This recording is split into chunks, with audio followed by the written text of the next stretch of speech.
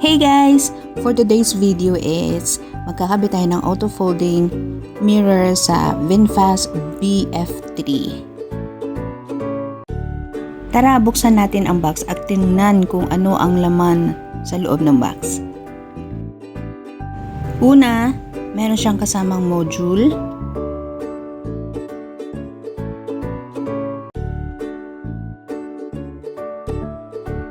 Wiring harness.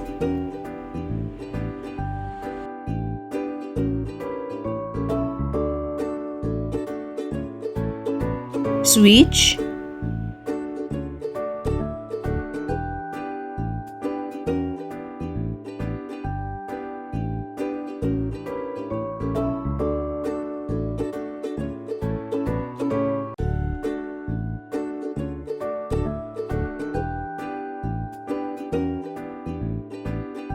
At ito naman yung ating dalawang auto-foldable mirror, side mirror. Ito mamaya gagamitin natin pattern guys before tayo magbutas.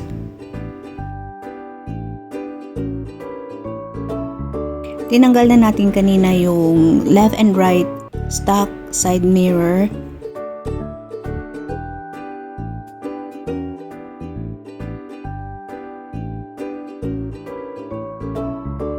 Itlong tatlong socket, mamaya ito yung ikakabit natin para sa switching. Yan. Ito yung sample. Gagayahin na natin yan mamaya.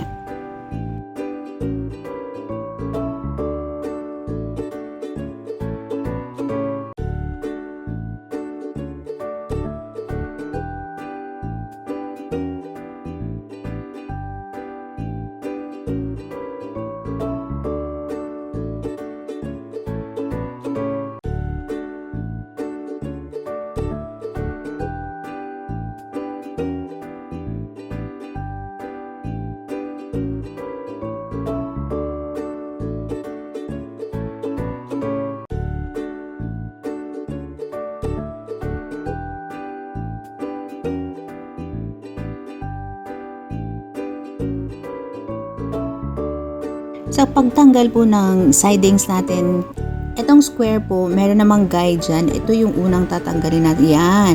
Ito po yung tatanggalin natin para naman matanggal na natin yung sidings ng VinFast. Pag natanggal na natin yung siding panel, ito tatanggalin din natin. Meron itong dalawang bolt sa loob.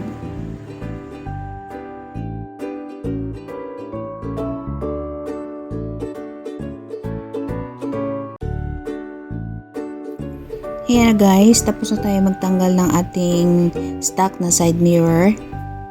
Ito yung itsura niya.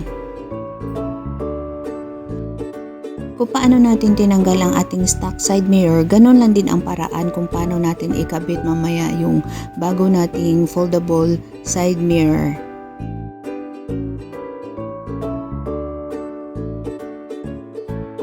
Kinabit na natin yung ating bagong foldable side mirror.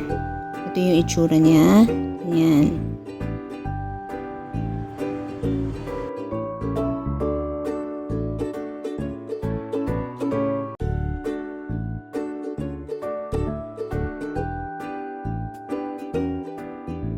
Ngayon naman, magkakabit tayo ng mga wiring.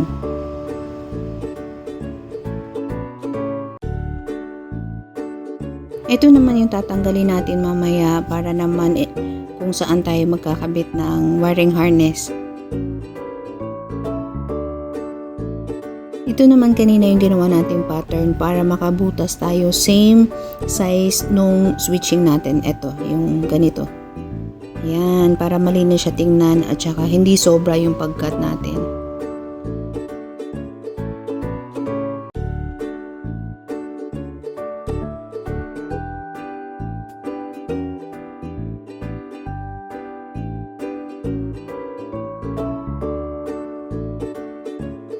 Itong pinaka-mirror ng ating foldable side mirror, pwede natin itong i-adjust gamit itong switching natin na ginawa sa loob. Ayan na guys, tapos na tayo magkabit ng ating foldable side mirror. Ganyan. Ayan, hazard.